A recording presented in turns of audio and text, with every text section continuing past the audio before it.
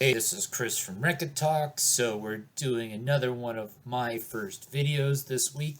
So the hint from last time was Robert Fithen, and so I'm going to be doing my first Bette Davis video.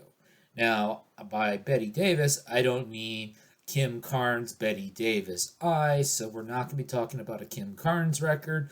We're not going to be talking about the actress Bette Davis with an E. We're going to be talking about Bette Davis, the raw funk singer with a Y.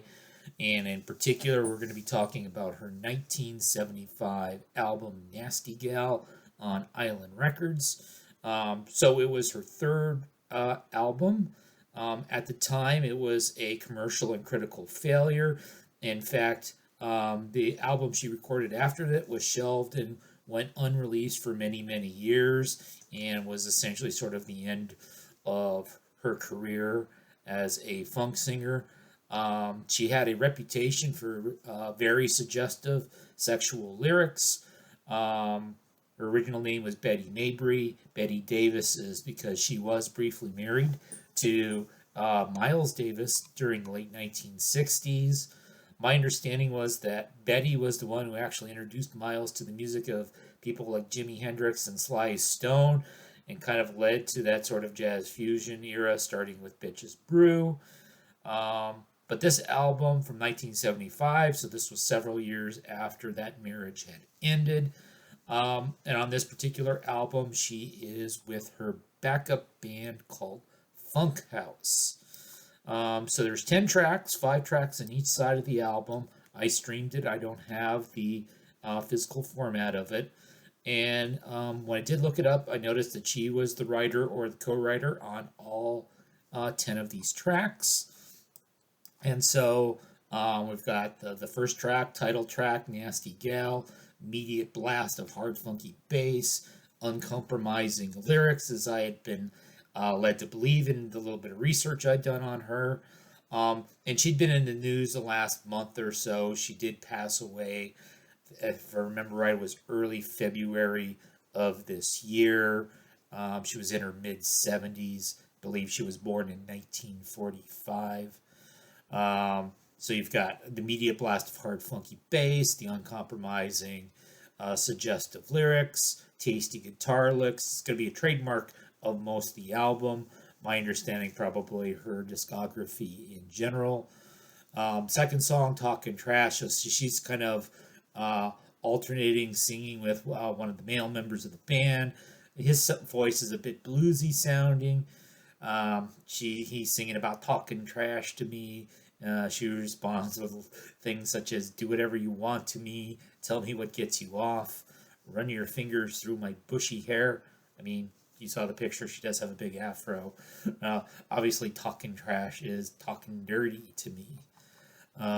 Third track on side one, dedicated to the press, so she's directly singing about her vulgar reputation on this. I just can't seem to keep my tongue in my mouth. It ain't nothing but some music. It ain't nothing but some fun. Basically, railing on people that get uptight about it. The fourth track on side one, You and I. So this is the slower tempo. This is like the soulful ballad on the record. Not really funky. It sounds different than just about all of the other songs. There's some trumpet by Gil Evans. It's sort of this is kind of like the one song where Betty kind of actually comes across as being vulnerable. A lot of the lyrics, things like "I'm just a child trying to be a woman." The song to me seems to be referencing her failed marriage with Miles Davis.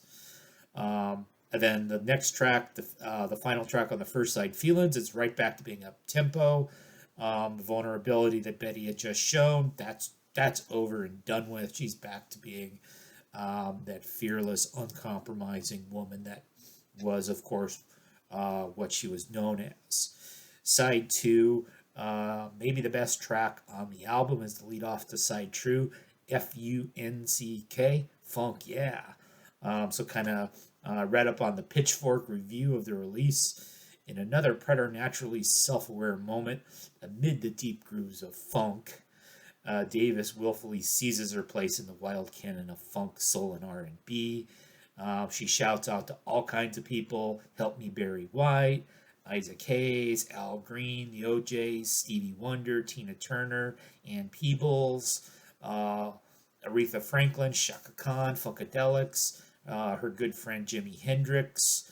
Now, who doesn't end up getting a shout out in this is Miles Davis.